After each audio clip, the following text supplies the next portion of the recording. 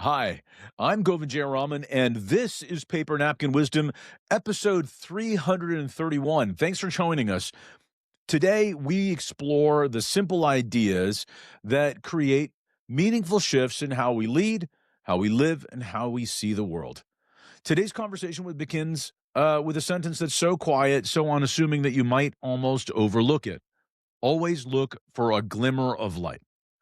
That's the napkin shared by today's guest, Denise Cesare.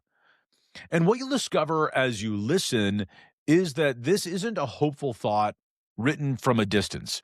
It's a truth that was earned through experience.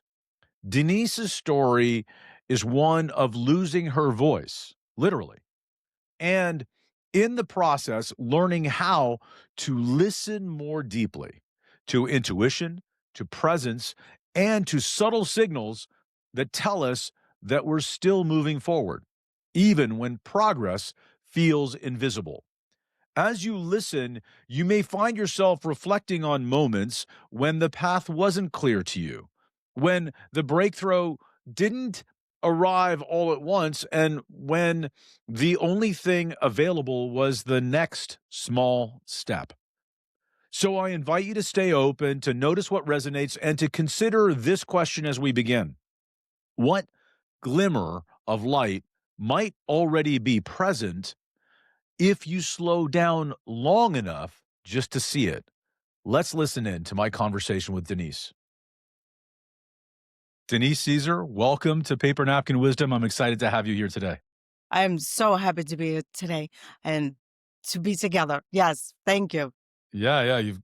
Well, first of all, I want to shout out your background. You've got the believe written there, which one of my favorite words, and one of my favorite ideas. And two, just fabulous little books. You've got Goodnight Moon, which I think I've read 8,000 times to my kids. It's one of my favorite books, and so often, believe it or not, that I committed it to memory. We didn't actually even read the book, and I'd go in and tell the kids Goodnight Moon from memory. It was so it just makes me smile. Actually, it's getting me a little And that emotional. means so much to me because it meant a lot to, my journey as a mom. Good Night Moon was everything. So yes, the moon, and I'm a moon lover. So if you want to talk about that business, it's really about that we're going to get to the story of why nature is so important too.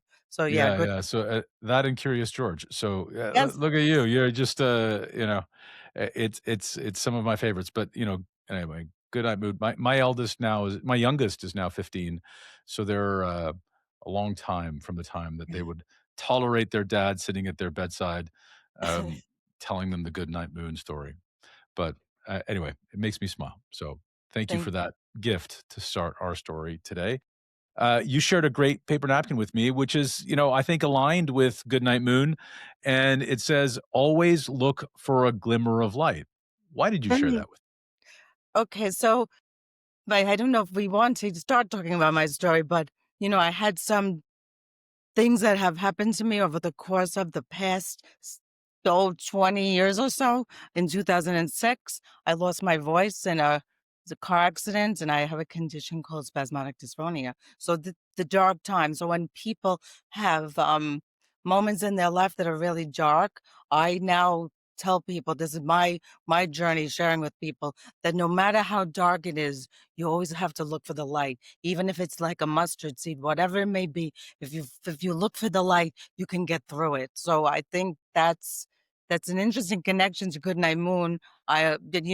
Sometimes the moon has different light showing. It's a full moon, it's a half moon, it's a quarter moon. So yes, the glimmer of light was so important for me personally to get through the journey, always trying to see the light, even if it was this big.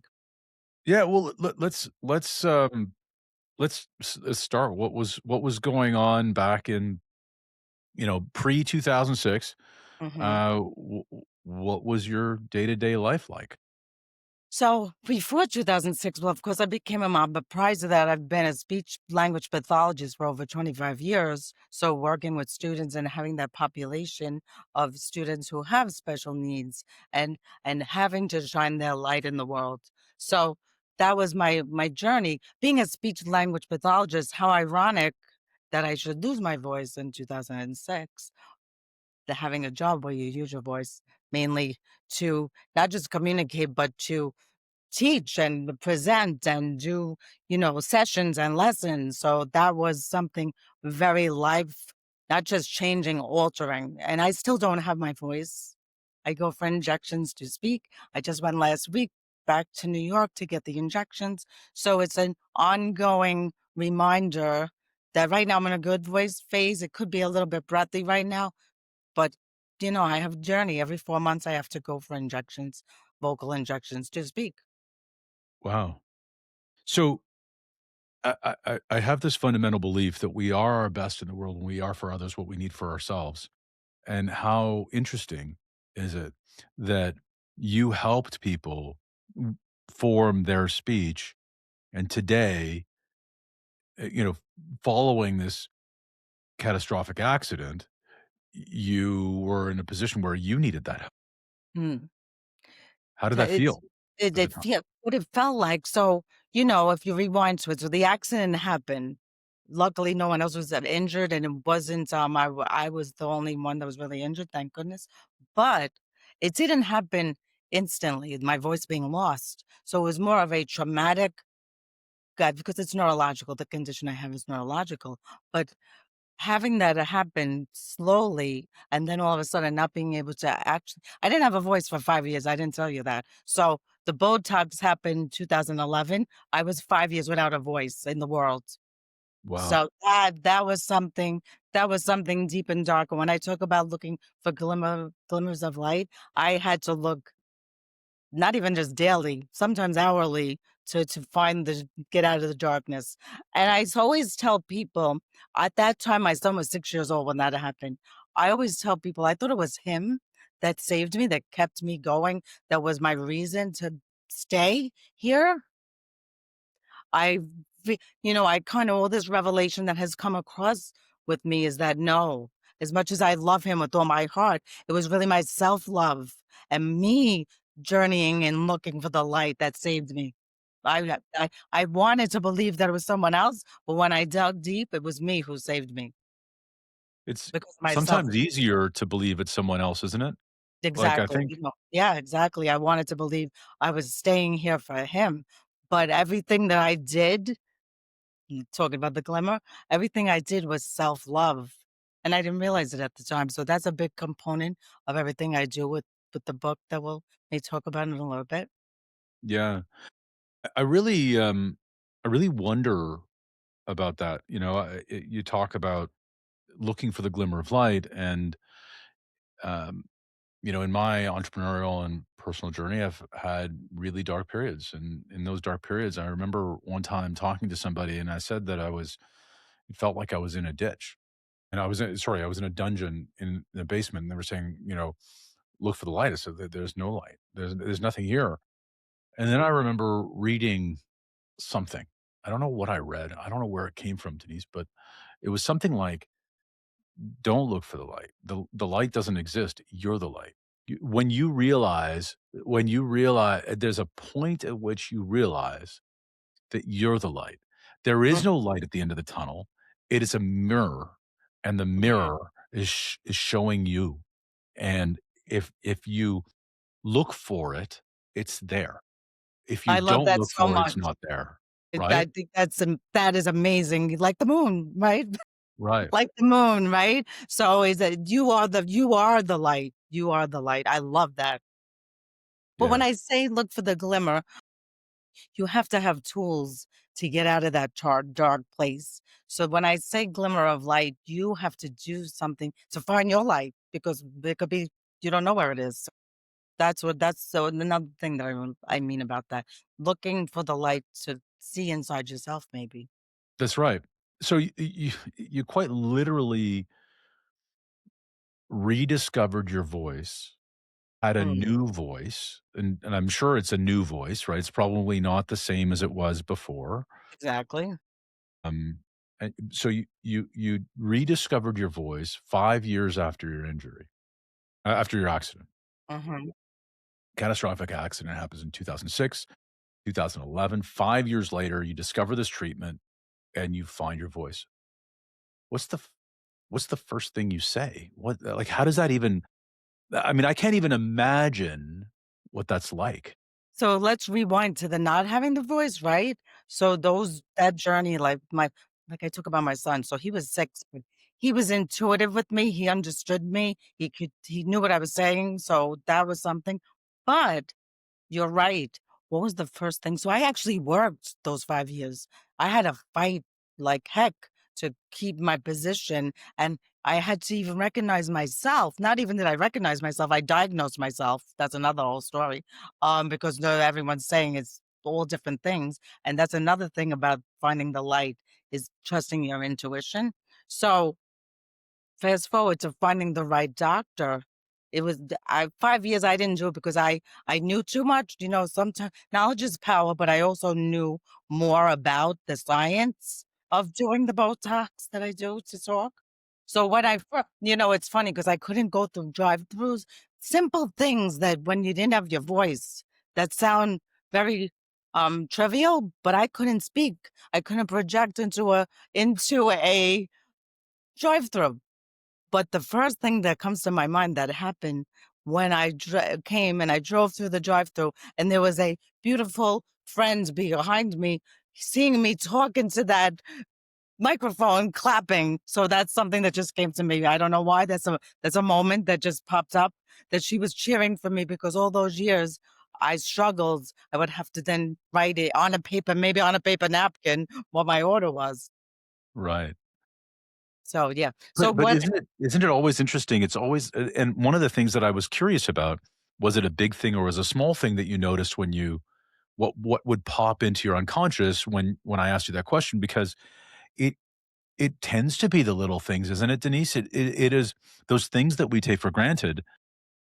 Isn't it also true that those things that we take for granted are also probably the source of the glimmer of light? We're looking for a thunderbolt to crash Mhm, down upon us. We're looking for this big saving thing, but it's not a big saving thing. It's a little thing. It's like a little thing that we would take for granted and maybe mhm. miss most of the time, right?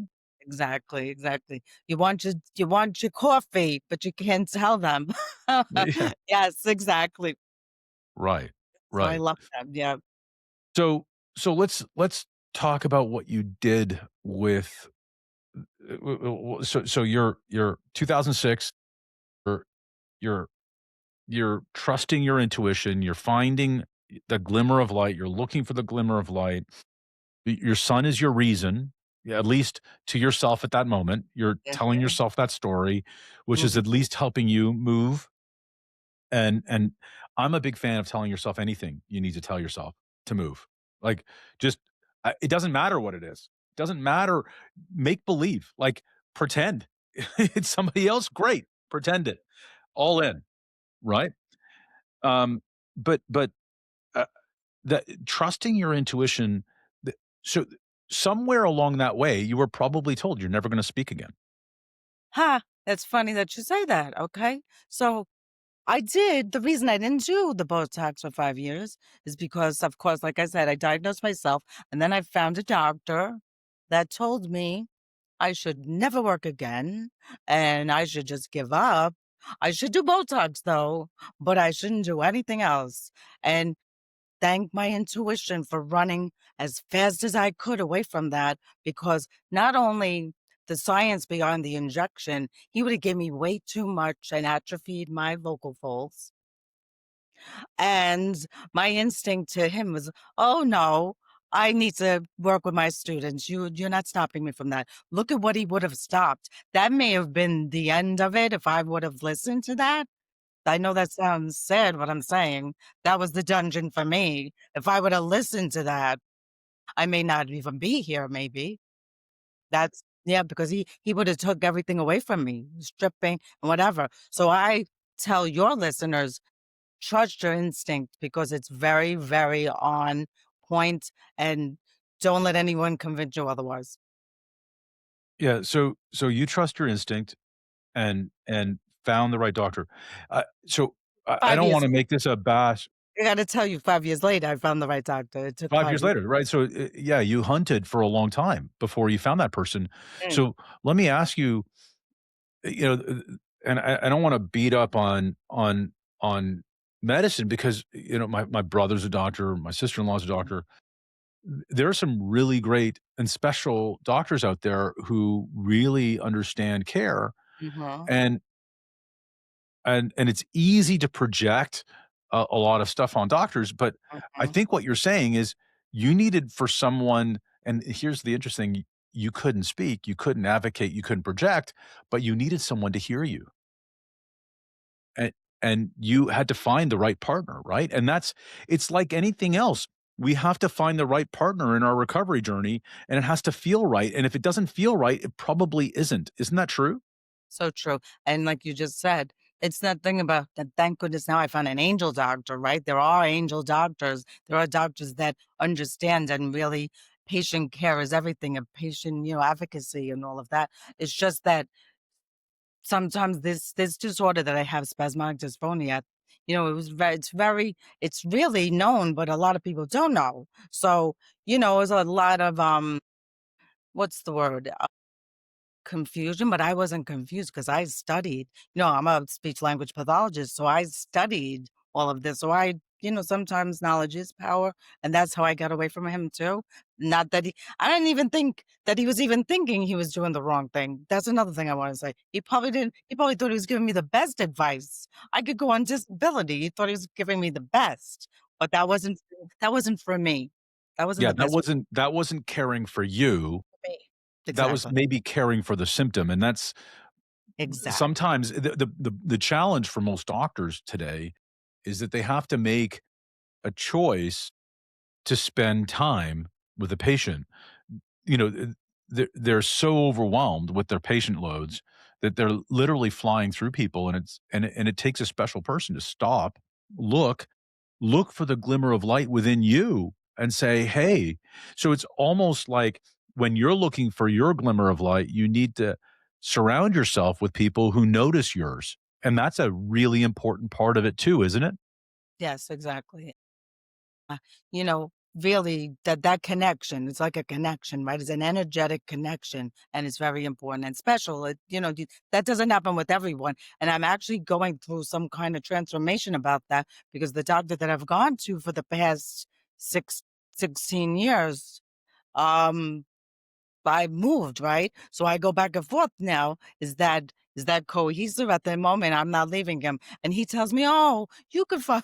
He's so sweet. I'm like, "No, like maybe you should move." I tell move here. I joke with him. I'm like, "I'll buy you a house, something." I'm just joking. But the thing is, now I might have to be on a journey to find someone else, but still trust that intuition. And I may search out because, life changes. He may not do that forever, right? He's not going to do it forever. So maybe it's another opportunity for me to look for another avenue of life.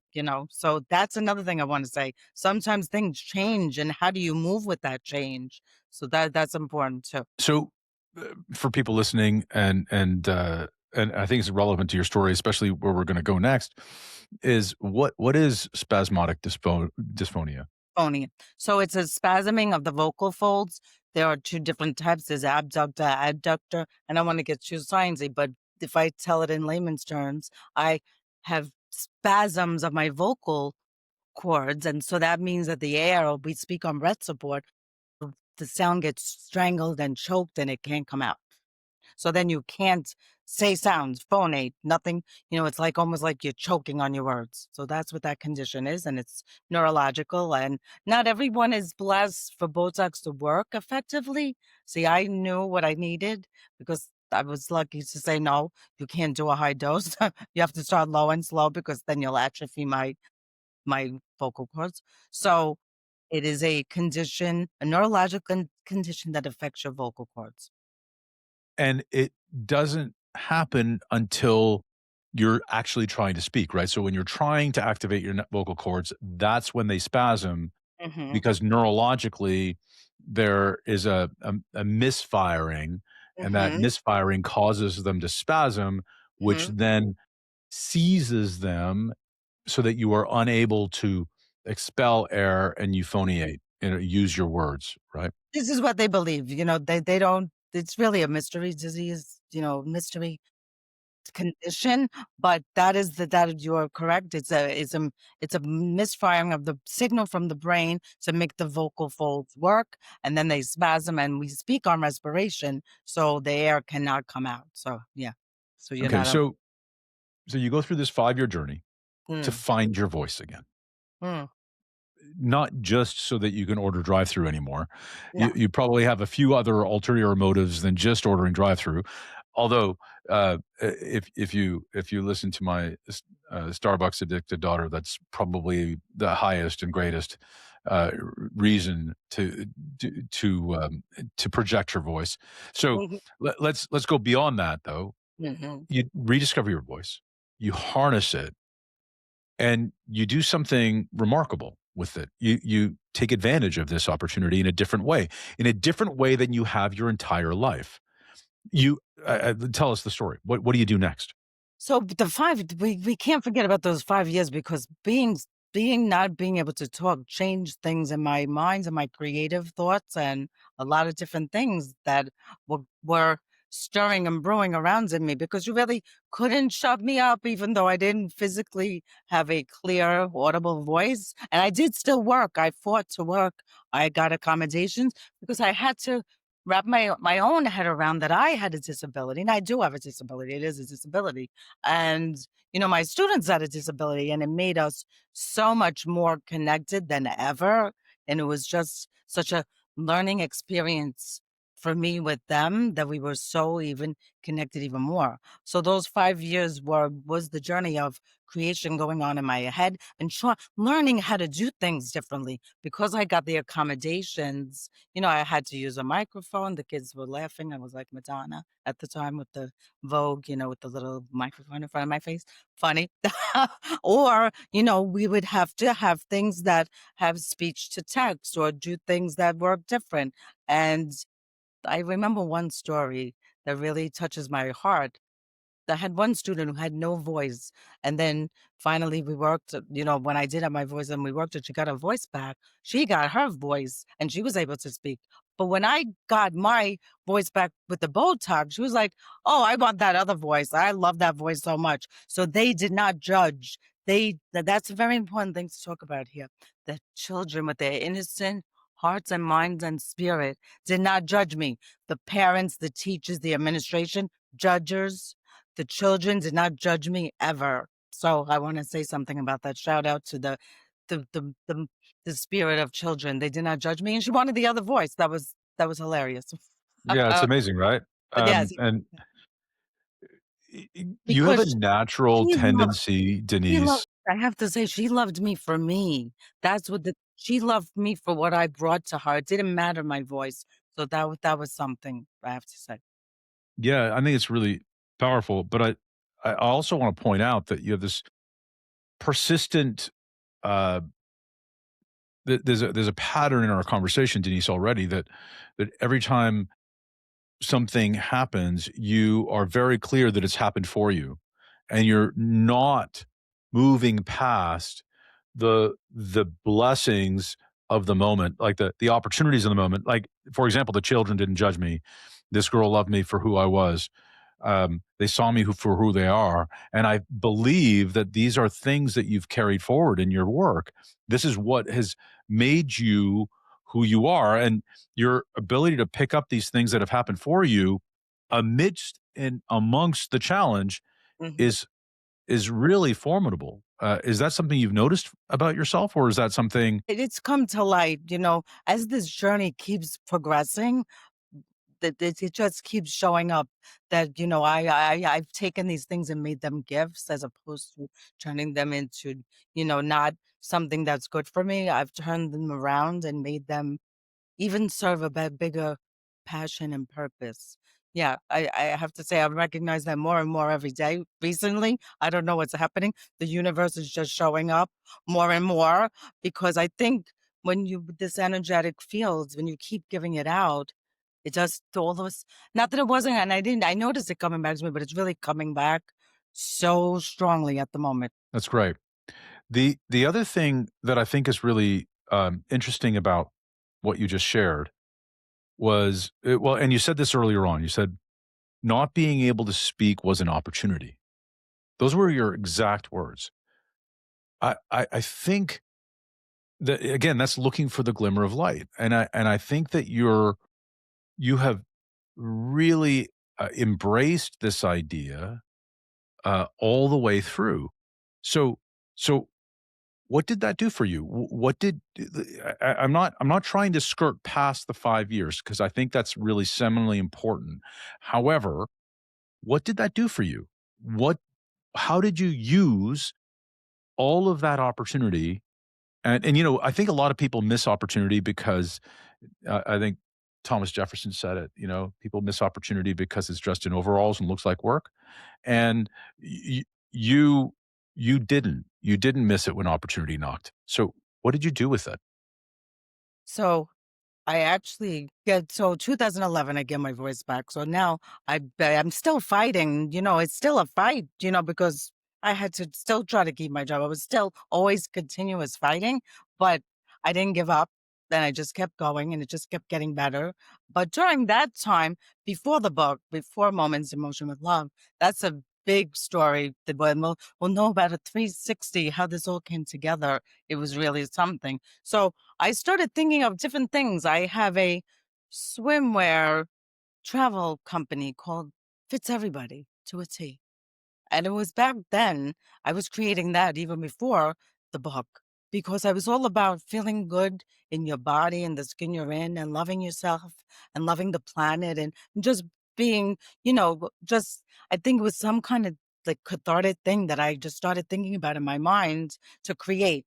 So I created my own designs, covers that at the time when I would go to the swim club with my son, we would say I didn't wanna hide. I think that's something else to say. I never wanted to hide. And, when you had a baby, you feel like you gotta cover up. No, I created something that you put on and you looked fabulous and you could swim with it. So that's what came out of first losing my voice. I was working with my students, but then that came out, that creativity, designing something, making products, and creating this company.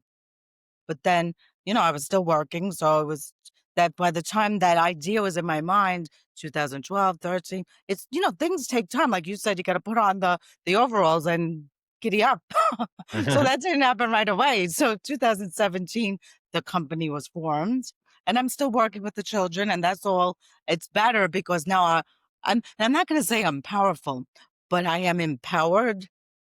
People say, oh, I took them down. No, I was empowered to move forward and do what I needed to do in that sessions, in that classroom, wherever I was. It wasn't about them. I didn't care what they were doing to me. I was there for a purpose. And I got there and I worked for over 25 years there and I have other things to do now. So this is why this is here. So now the company comes. That's 2000. And then 2019, 2020. But first of all, my book came out of me during COVID, so we're going to talk about that. So prior to that, I was thinking of writing a book because of everything I went through, right? Mhm. For adults, I'm thinking adults need this prescriptive narrative, how you get through stuff. So that's how I met my publisher. 2020, COVID stops everything in New York. That teachers, speech pathologists, everybody go home. March, April, May, just online with my students. Now, these beautiful souls with challenges, they need to be around people. They can't be in isolation. So I would be online with them, and I would, we have funny stories from that, but I would see the disconnect. March, April, May, they were done. And I went to sleep one night and I prayed and I said, I need to help these beautiful souls. I need to do something. Please help me. And I woke up with a book. And that was May. May is something for me. I don't know why things happen in May with me. Tragic. No, it wasn't but it was a thing. Like it's a life defining moments that happened in May. So I woke up with this book and I'm like, wait. So you know, I didn't have a pen. So I'm feverishly trying to type it, say it into my phone, which we shouldn't have our phones by, I bet, but I did. Um, Right? And I wake up my husband, I'm like, "Please wake up. You gotta listen." And he's like, "What are you doing now?" I'm like, "Just listen. Just listen up." And I read and he goes, "Say that again?" Oh, he goes, "Oh." And he doesn't always go, "Oh," so I'm like, "Oh," he said, "Oh." He was like, "Oh, really? You told me to read it again." So at that moment, I texted the publisher and said, "You must listen to this immediately. You have to turn it around. We're not doing that on the book." And she's like, "What?" So I read it to her and she's like, "Yes, this is this is happening. This is amazing." That's what she says to me. And I'm like, "Yes." I'm like, "Yes, I'm not changing because this is what I want to do." But the real person who solidified it for me, not that I didn't know, but my son was in lockdown in college at the time. He was at college and no one could go anywhere. And I FaceTimed him. I said, "Can I read something to you? I want to know how you feel about this." And when I read it to him, he cried. And he's not a not that he's not emotional, but he's not a cry. He did organic or crying. He's like a release something. And I said, "Oh, that's it. It's happening." So that was something that came to me and it was given to me. And up until from then until now, it's become has a life of its own. It's amazing. So Yeah, I love that. So let's talk about the book a little bit. So mhm, you birthed a book at night. You tested it with people, and one of the things that I really like about this is again, it's this idea of looking for the glimmer of light. You looked for the people close to you to light up and see if it was a vulnerable, open story, mhm, and clearly it was. And a lot of people don't understand this about writing. It really is when writing is done well, it's a personal exercise of expression. When people are expressing something that is inside them in an authentic and vulnerable way, especially in your style of book, it that's the gift, right? That's the lens, and you managed to do that. So you share this book. What happened after releasing the book? Okay, so the book was released in 2021. It took so when I came up with the idea, it was still cold, we're in the down of COVID. So the book released um February 14th, 2021. Um Moments in Motion with Love, because what came up to the and through me was that we only have this moment, and COVID was the clearest thing to really present to all of us, to stop us in our tracks and understand that we only have this moment. You and I now only have this moment. This is now, and being present and mindful. Now, people talk about that word all the time, mindfulness, but you have to practice it. It doesn't happen. It's not a vacuum. Oh, I'm mindful today. No, you have to really take time to develop how you take mindfulness to a different level. So that's something to be said. People talk this buzzword, mindful, social, emotional learning. You have to have tools and you have to have a way to do actually for me too. I have this book, but I have taught sometimes my brain is 10,000 steps ahead of me and then I have to reel it back in. Yeah. So the book goes out Valentine's Day 2021, Mhm. and you take this moment and Mhm. you move forward, and um, you got some recognition for the book too, Yeah. right?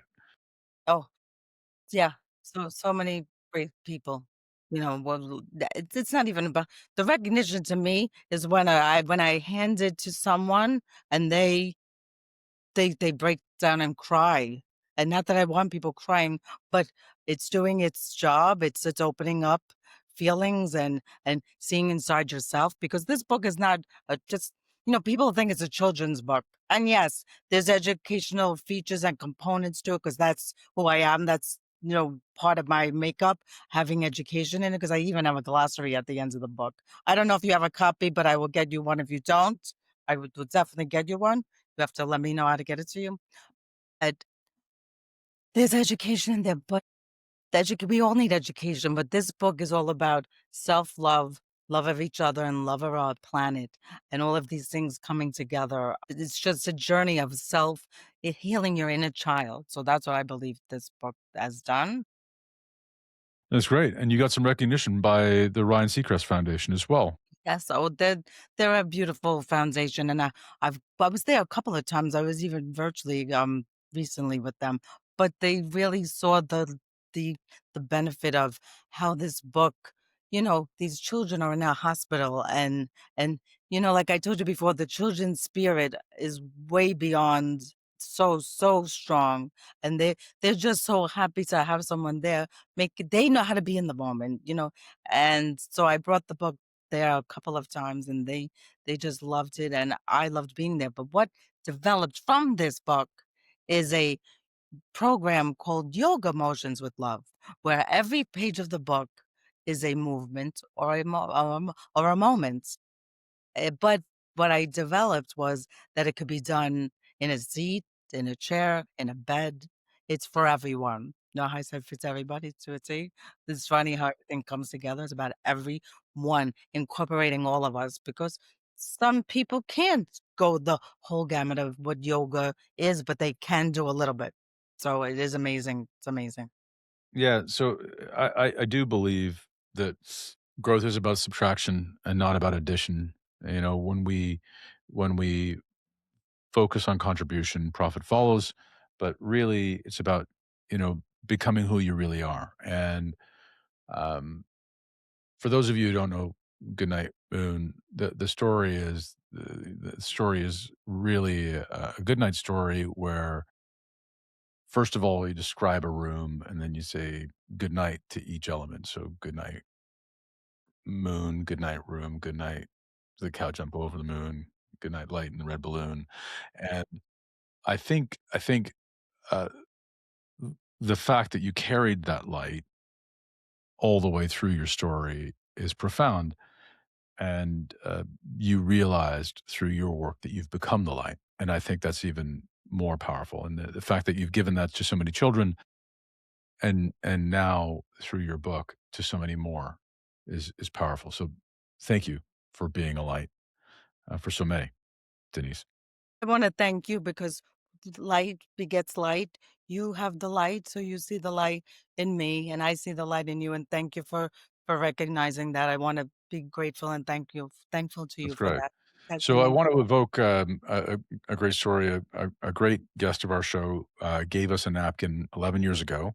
That napkin said, "What you appreciate appreciates." So when you appreciate someone, they appreciate and value not just to you, but to everyone around them. It creates 2 points of light, for lack of a better word. And he took that napkin and lived it out loud. He created a worldwide movement and unfortunately suddenly passed away a year ago.